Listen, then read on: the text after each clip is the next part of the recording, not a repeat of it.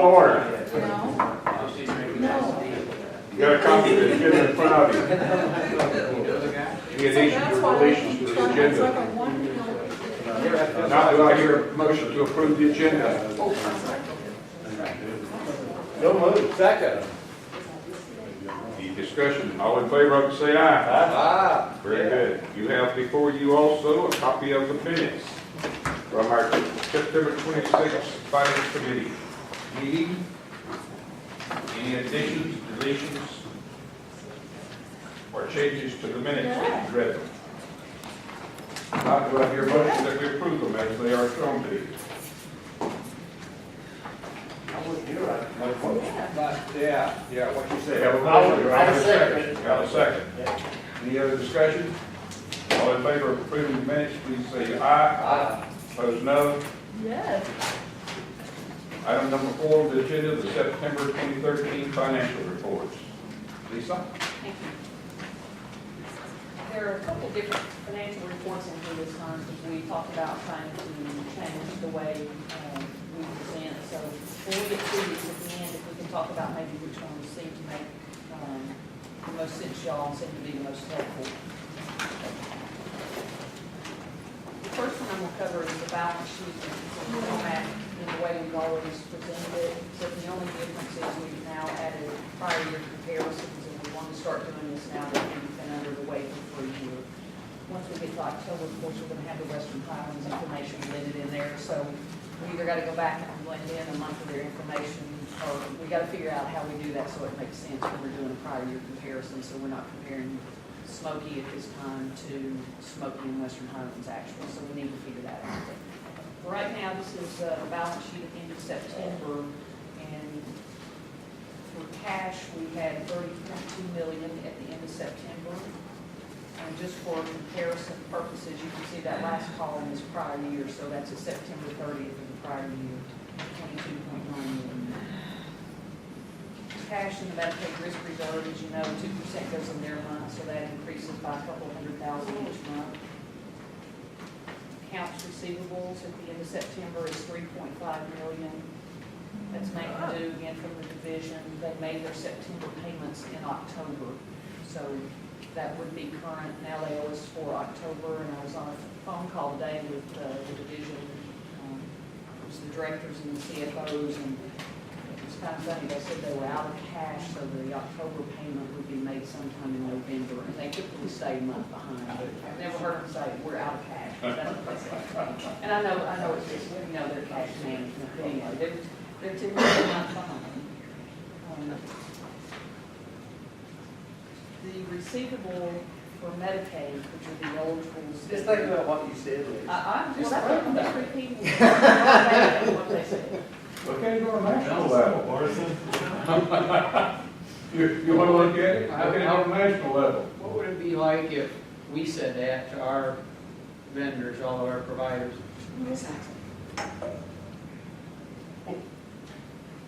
Don't even go there, you may have it. Go ahead. The accounts receivable from Medicaid is a little over $500,000, and we still can't really get an accurate pay-between that tells us who they're paying us for our Medicaid eligible, so we just haven't adjusted that yet. That's through the NC track system, and that's not worked out yet. That's one of the, I guess, glitches in that system up to this point. Smoky's total assets at the end of September are $40.3 million, and you can see how they've grown from the end of the prior year. Yeah. Our liabilities at the end of September, we've got $3.9 million in payables. And then the estimations for the claims that have been provided but not yet billed to Smoky for state services, we've estimated $307,000, and for Medicaid, $8.4 million. We also have a payable set up due to Division of Mental Health, $720,000, and that's an estimation based on their community efficiency plan last year that they implemented about 100% expenditures. We also had discussion about that today on the phone call, and there's some question about whether or not they can really settle the administrative expenses and require pay back because that's not in their contract. And I know, Brian, you give me a heads up, there'd be a lot of discussion around that. And Is that the money that we spent of our admin dollars to? It's money that we technically did not spend, that were state admin dollars. We had an excess in state service dollars and admin. Because they now have a 100% community efficiency plan, we expect they will ask for some sort of payback. Okay. Today on the call, the one thing they said, which is another one of those things about it, when they say it, if we said it, they're just now trying to write the settlement rules to provide us that will apply to last year. So Now what?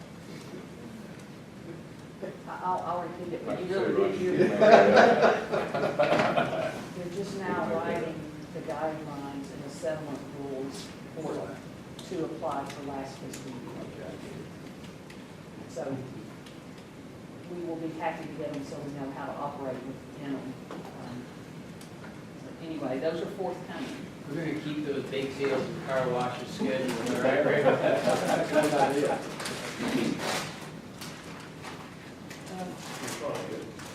Our fund balance, prior year unassigned and restricted is still around 8%, and that's based on our current budget at the end of September of $161 million. So our total fund balance is $26.87 million. And again, just for comparative purposes, you can see how that compares to the prior year. I'm going to go on to the next report, and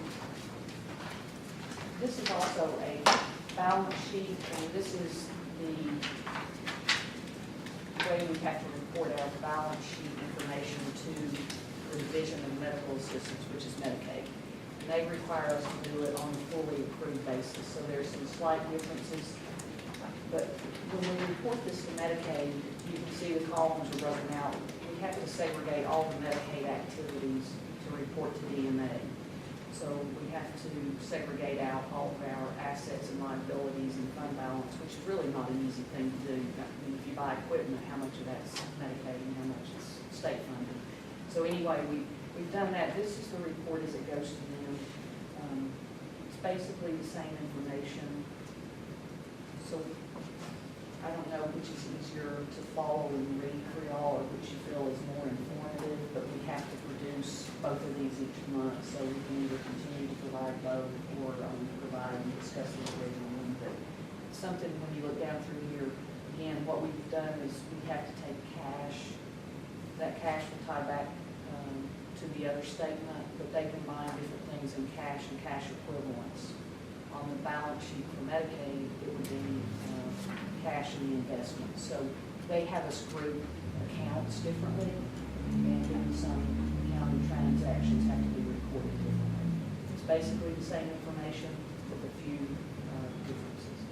So if we just use cash again, we have to break our cash down and say, well, how much of that's related and available for Medicaid? How much is a result of state and federal funds, and how much is local? You can see we do that with their payables. If you go to the middle of the page, 2.3 million of our payables we're saying is related to Medicaid. And a lot of that's just done on a administrative allocation percentage. So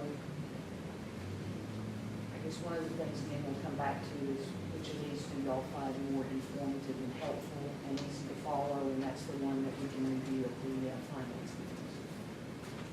But you have to do both regardless to meet their requirements, and that's not going to change. That's just going to stay, these are two different criteria for reporting. Right. So we can always provide them both and just go over one if there are questions on the other. Well, we're used to this. Yeah, that's what we've been. Yeah, To me, I'd rather go. I like that format better than this. Then you want to pay for this in bigger print? Yes, yes, we'll make that one bigger print. I can include both, and we'll just continue to cover the one that's the original one that I'll always have. Are there any questions on the balance sheet information? You are going to continue to do both of them. Yes. There's some information on here I like. I can include them both, and we can just review the top one, That'd and be good. then if there are specific questions, we can address them all together. threw me for a loop when I first turned to that page, because I saw that red and I was like, oh. Oh, yeah, Then I got to look at it more carefully. Put it in blue or something. if it's actually in, I think we can change that cell, and It we need doesn't to. matter.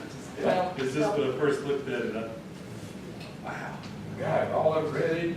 red's not usually our That's all favorite. y'all. There you go. I'm gonna move on to or you, the revenue and expense analysis. And just as a reminder, this is through the end of September, which would be for 3 months. So our service revenue for Medicaid, and these are estimated somewhat because, again, we don't know how many consumers are eligible, so we can't calculate the revenue on some of the individuals who haven't been paid for.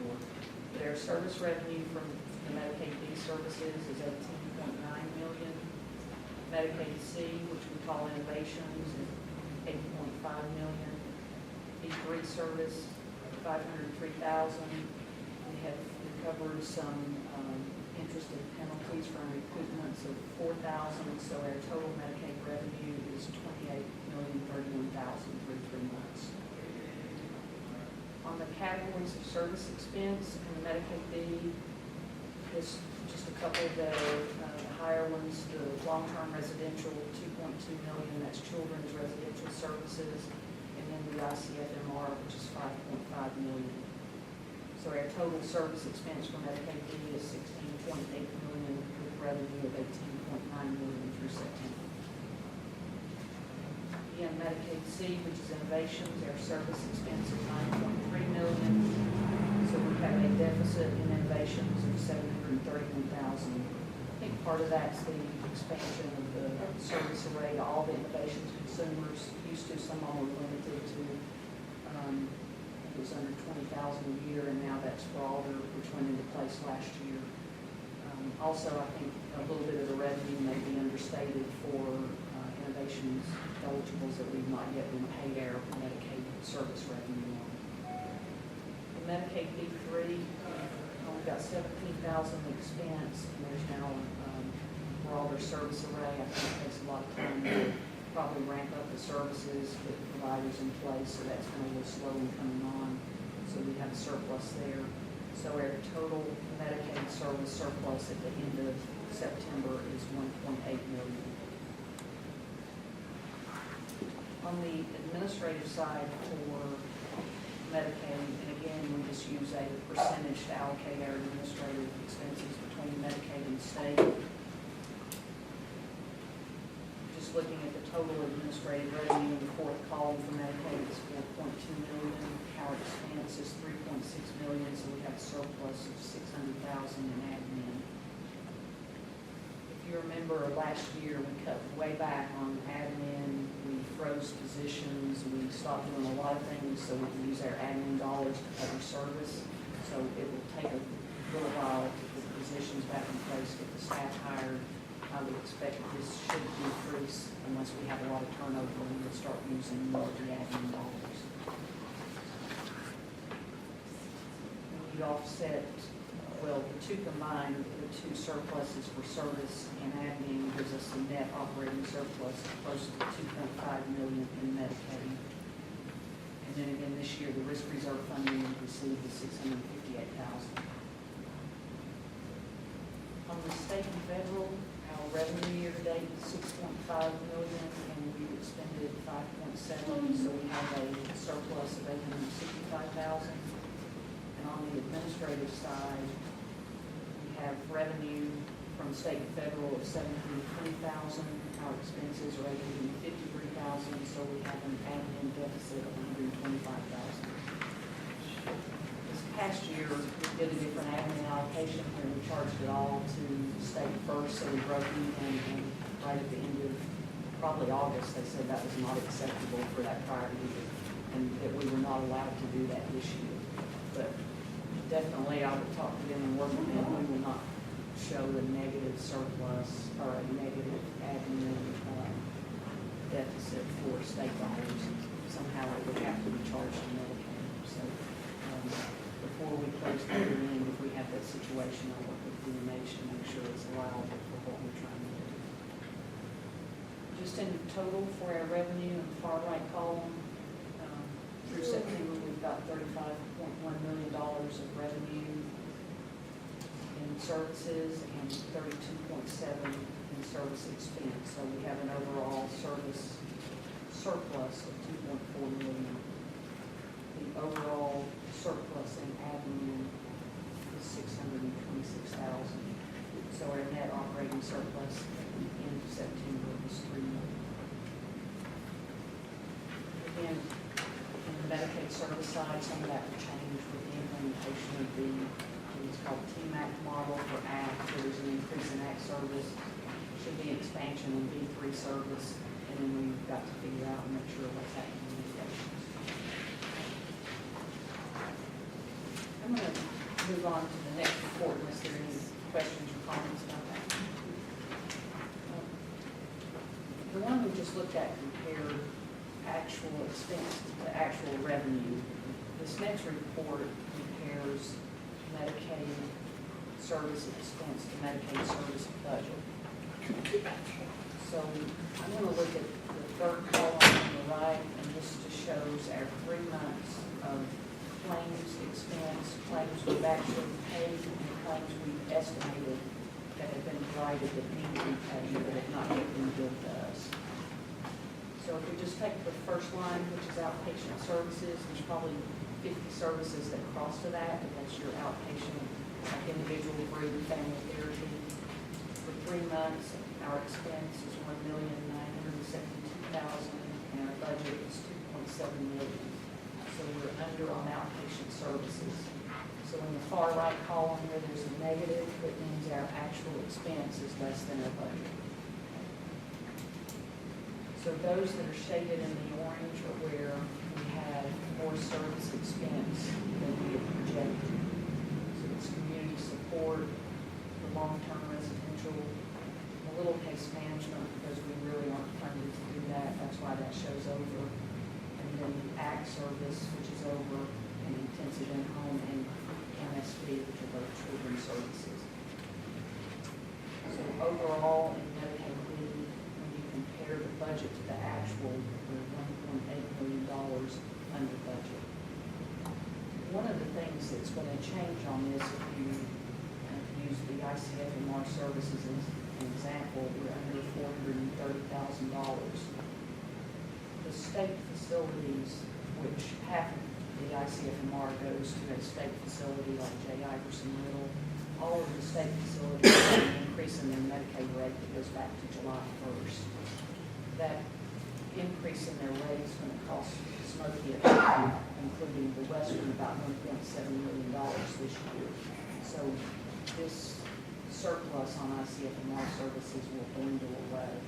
So that's another thing that will impact their service revenue, for which we've got no additional funding. So even though it looks like early this year we have quite a surplus, a lot of that will probably disappear. Sounds like all of it with a quarter, because this is a quarter, so times that forward. That's In long term, 1.72.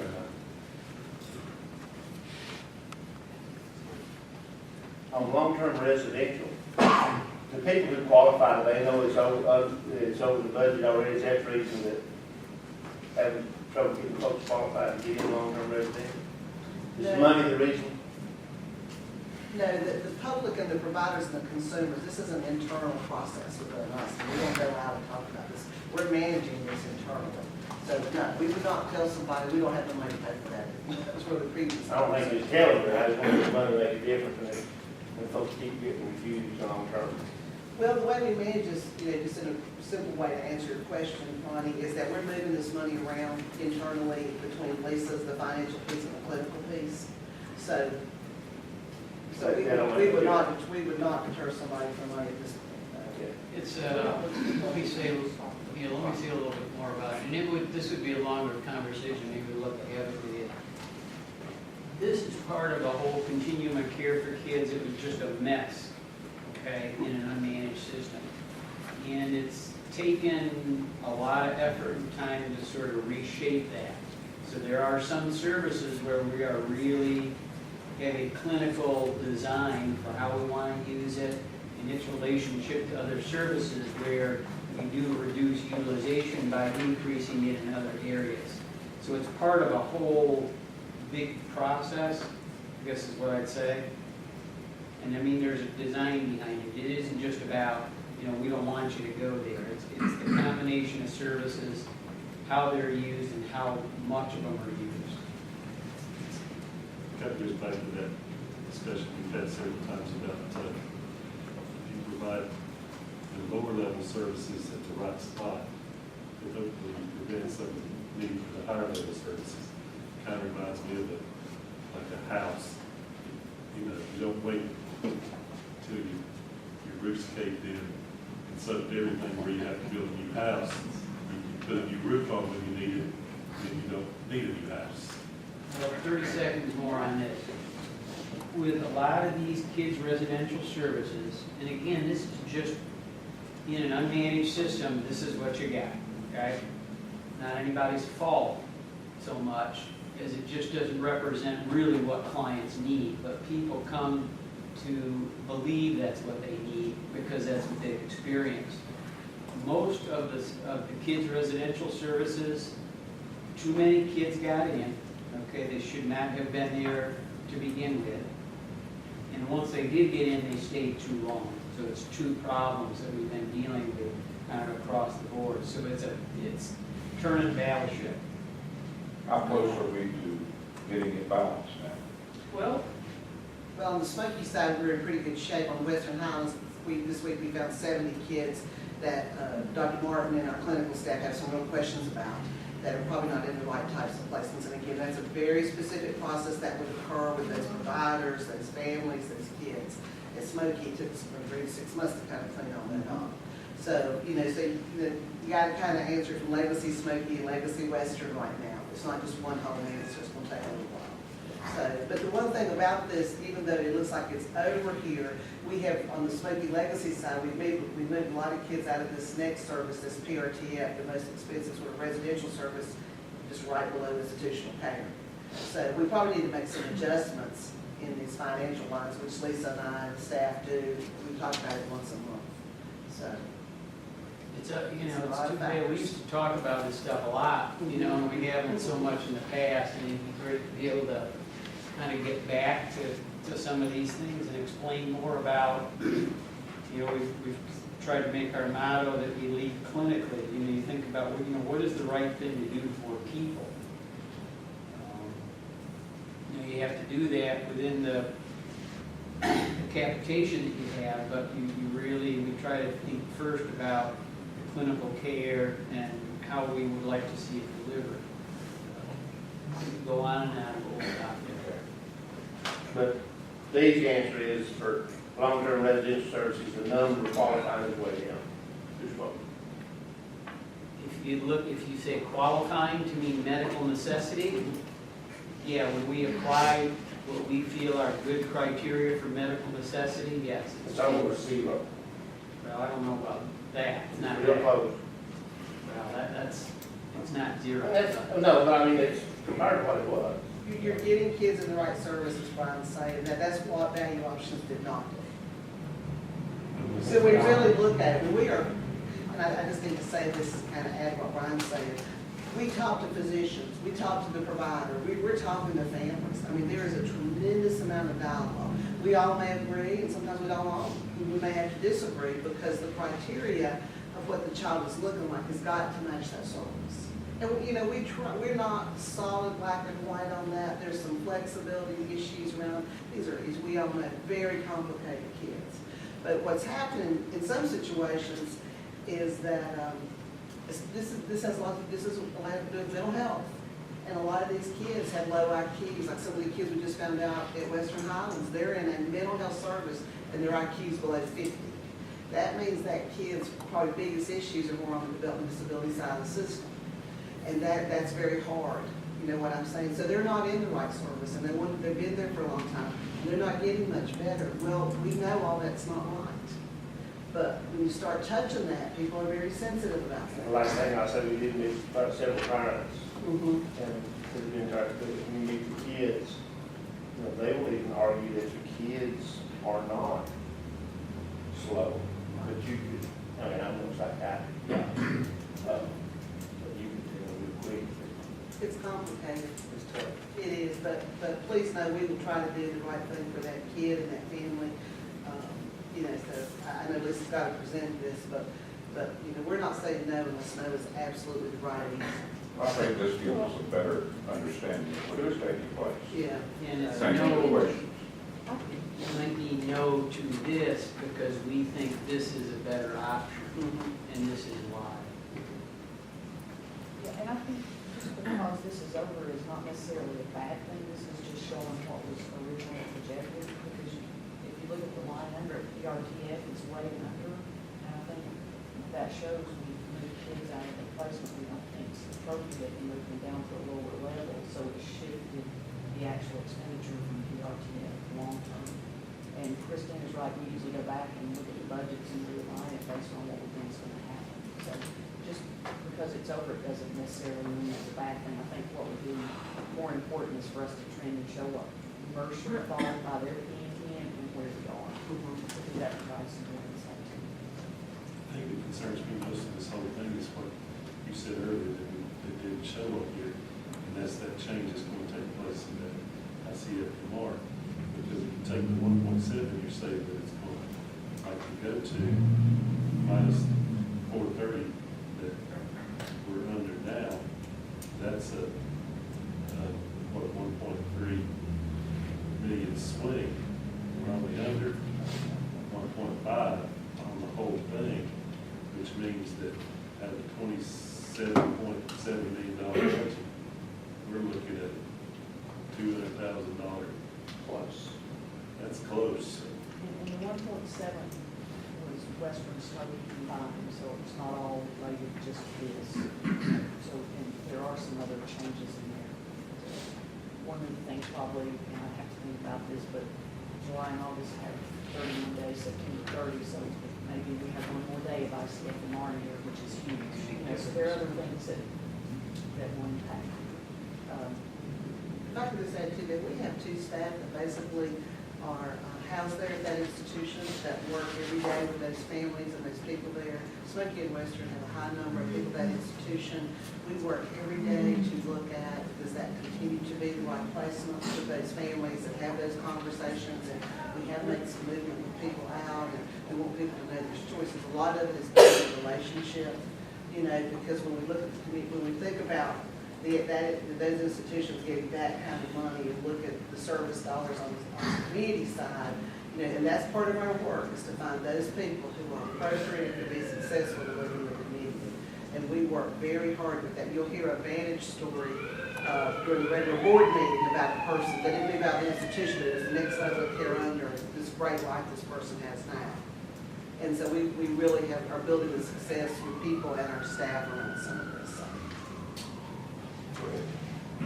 And that was really the last, before we go to the dashboards, we wanted to get a, All right, do we need action on this? Okay. Any other questions that anyone has?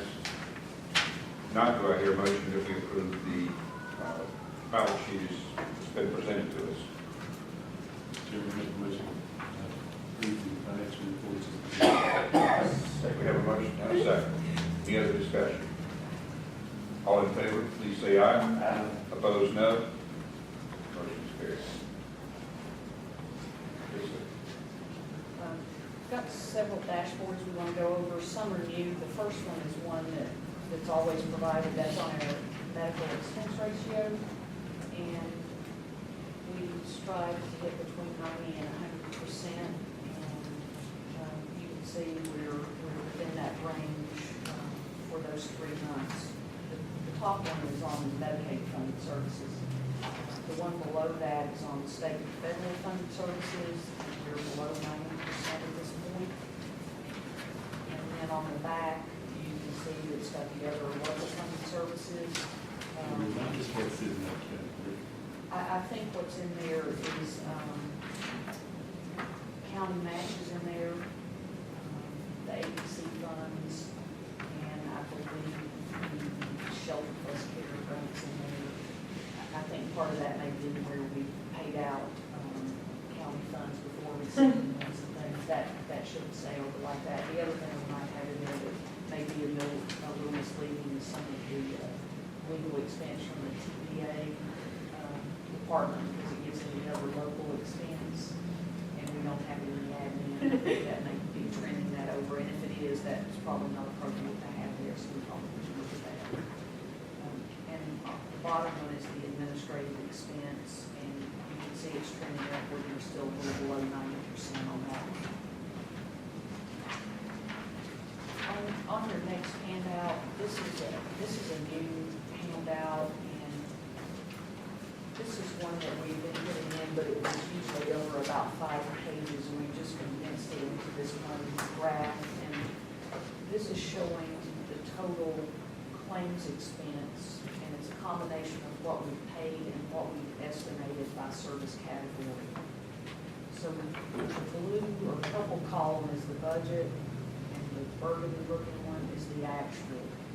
And it seemed to make more sense to put it all on here together, because you can immediately look at it and look at community support and see what a small dollar amount there is compared to maybe some of the other service categories. To me, when they were on different pages and we had an axis that may be in the millions and one that was in 50 or 100,000, it's hard to really do a good comparison, I thought. So this one shows it all on the same page, so it's another one of those, if you like this format, we can continue to do this one. But you can look and see, outpatient is a little under 3 million, inpatient runs around 2 million, and then on the far right, the ICF MR innovations is a little over 9 million.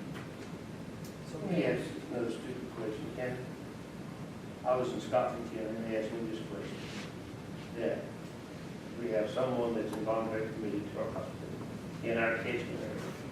That person is sent to Catawba Valley, out of our catchment area. Does your LME have to reimburse that hospital? You gotta take that apart a little bit. Way back when reform started, one of the things they decided would be a rule is if anybody had a crisis episode, wherever they had it, you were responsible for providing, okay? So that the first part of that would be dealt with that way, okay? The crisis part. Right. If somebody then is hospitalized, that's something different, okay? That goes back to where that, John Doe, where is his Medicaid from? Okay, the MCO that has John Doe's Medicaid is the one that's responsible then, okay? If they get a choice as to where the person goes, right? They would have whatever rules they would have about hospitalization. Some may require prior authorization. It's just like your insurance. You look on the back of there, it says, before you do this, call for prior authorization. They're not all the same. So for John Doe to then have to go to the hospital, it goes into the business process for that MCO where the Medicaid, the home Medicaid is. Go back to where it is. I did not know how to answer that. I said, I don't know. That's usually correct. I didn't know. Well, why would you? Anyway, they were getting legal. Bottom line. A lot of confusion around that in the beginning. Okay. So I guess my one question I would have is, does this format work instead of spreading it over the 4 or 5 pages? Good with that? So you can compare. between Puts it all on one categories? page. Okay. So, yeah, the good part about it is you see it, it's current each month. Yeah. You don't see the trends because you don't have a whole long graph. And we can still do the trends, Brian, but what I was referring to, usually the outpatient would be one graph. Right. So we're gonna wrap the trends in also. I think that's good. It shows also all of them together with some over and some under on one page, so that you do make those graph connections to the number connection. You'd think that the crisis and the outpatient would be more even. Why would you, wouldn't you? You don't want to get me started down there. Okay, I'll talk Don't to start you me, about it. right? I have a lot of thoughts about it. We're working hard on that. Let's stick to the agenda. I'll go get something to drink. I'm gonna go to the next handout, which says Smoky Mountain Center service revenue and expense by aid category. And this is one we don't usually talk about much or haven't presented, but Medicaid individuals fall into one of the 6 aid categories. And we're funded by those 8 categories. Each aid category has a rate. So what I wanted to show here is how much revenue we get for those groups and how much our service expense is. And again, this just goes back to be able to show the rate setting authority, how they're funding us and what we're using. So if you take AFDC, the first column is the revenue, so we've got 5.5 million in revenue and we utilize 4.6 million of expense. So in that situation, our funding for that aid category exceeds the expense.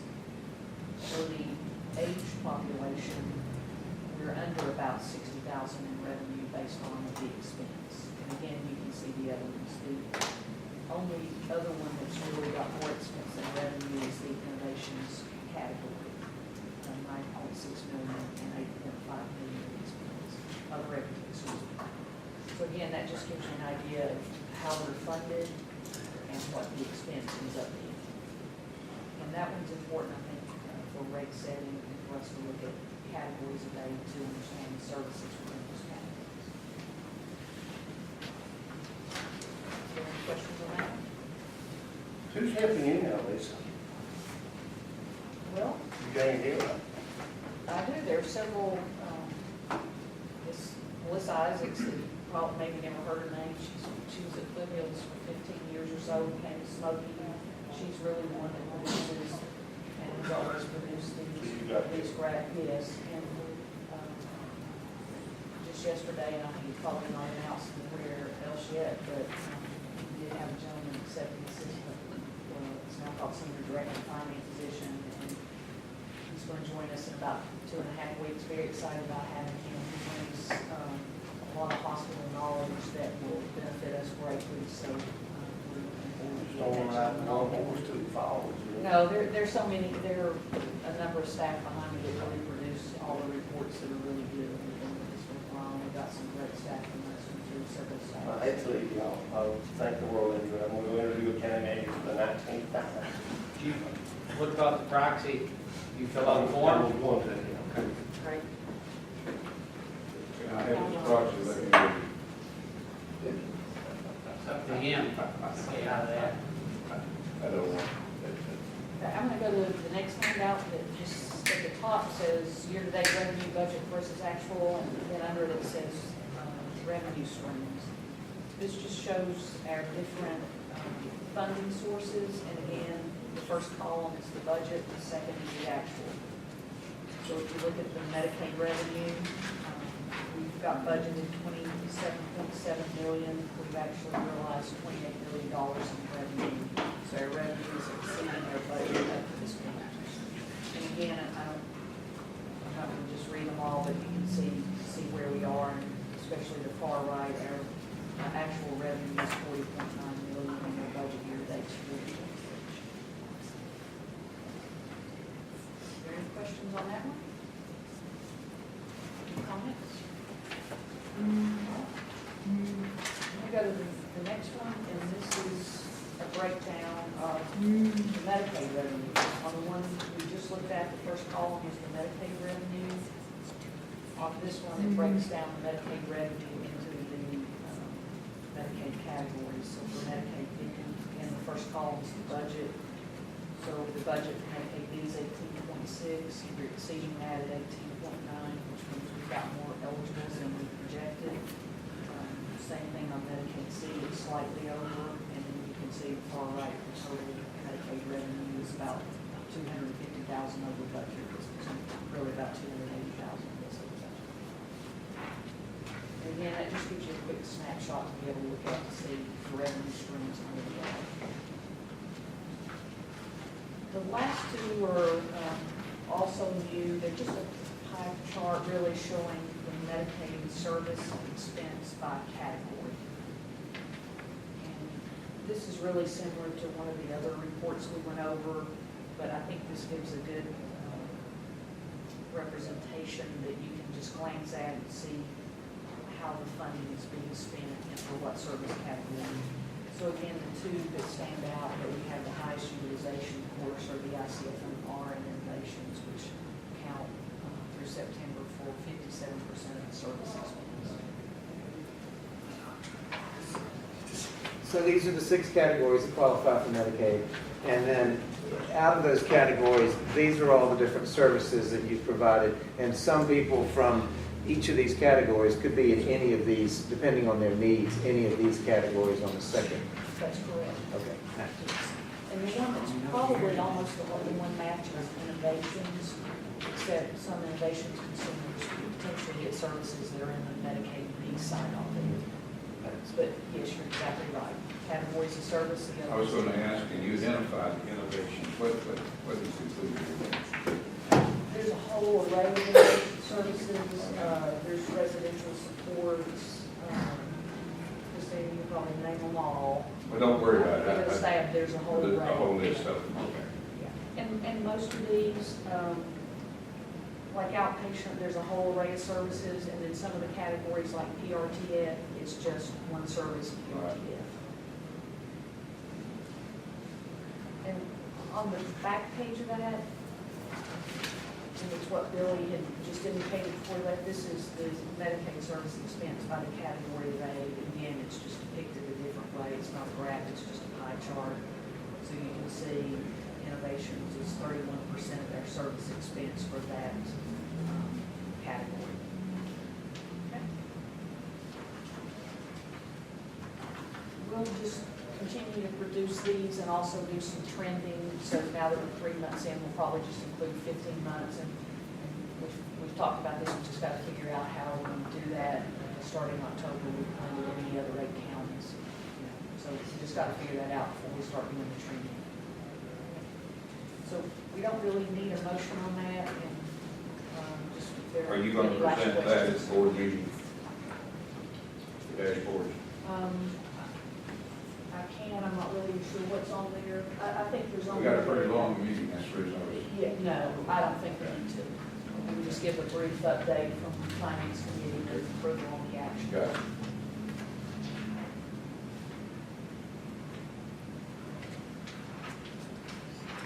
Keep on going on your. Okay, we've got one more to cover, and these are the budget amendments.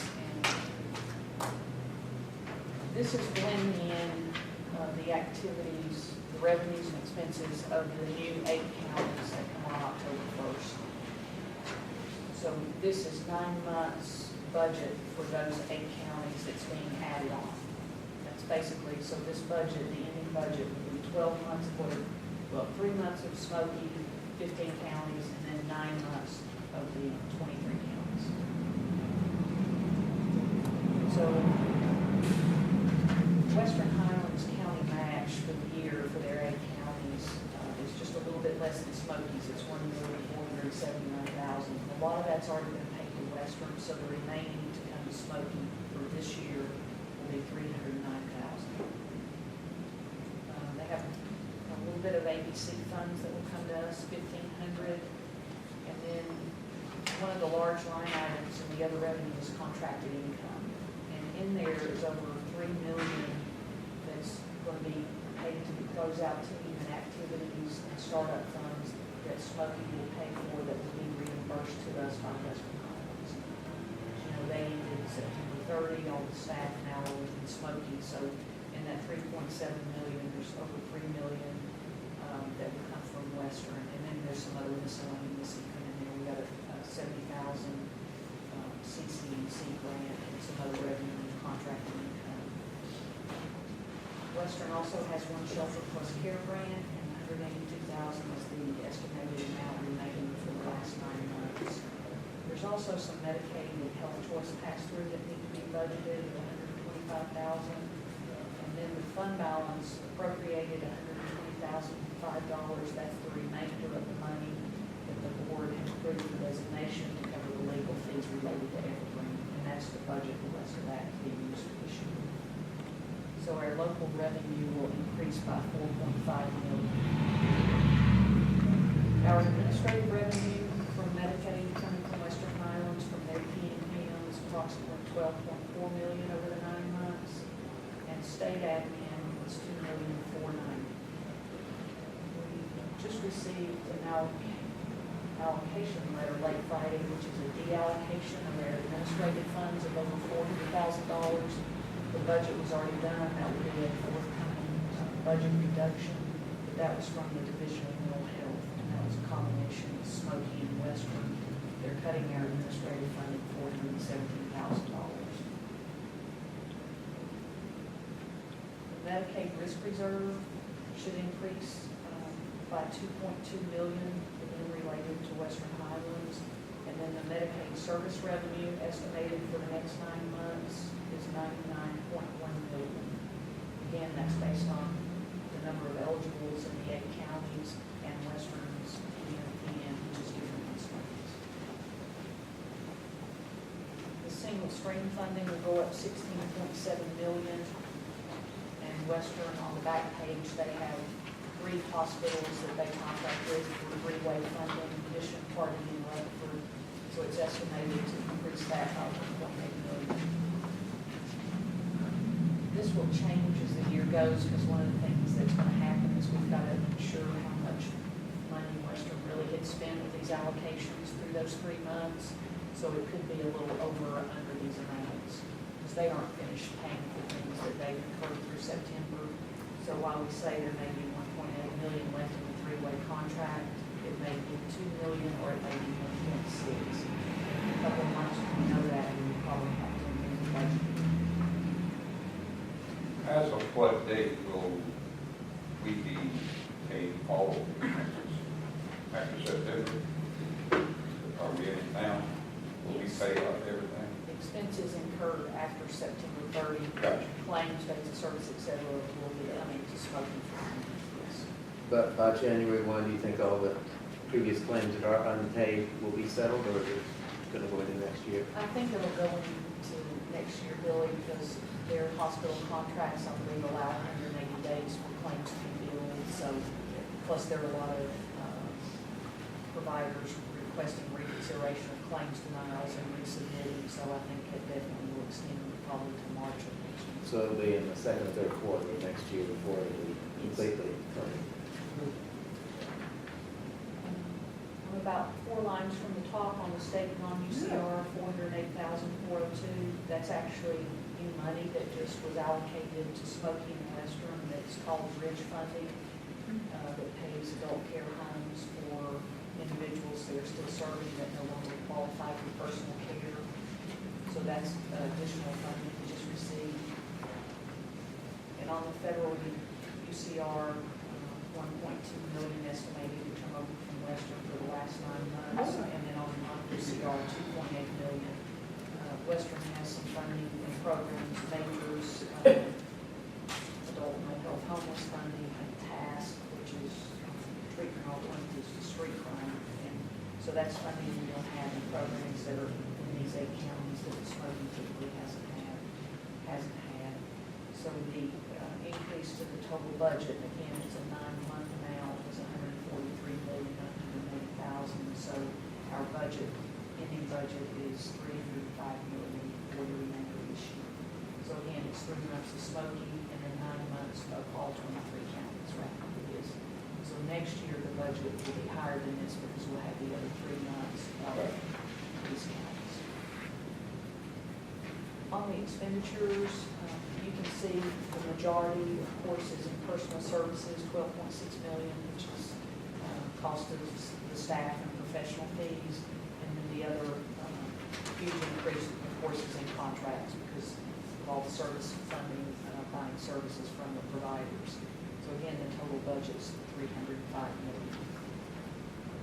There's a couple other pages in there that really give the details of the expenditures, and that's just in there for informational only if you want to see down to the line item that's in the general ledger to know what that is.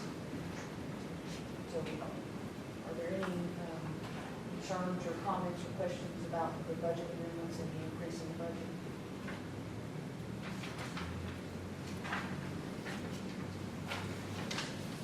do need action on that. Okay. Any questions, please, on anything regarding what you've heard? Not, do I hear a motion that we approve the presentation as it was shown to you? Second. I will second. Any other questions or any other discussion? All in favor say aye. Opposed, no. Motion carries.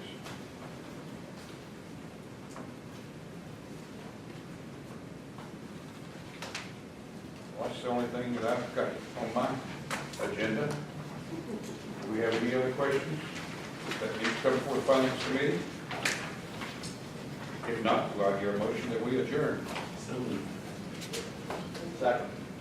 All in favor say aye. Done.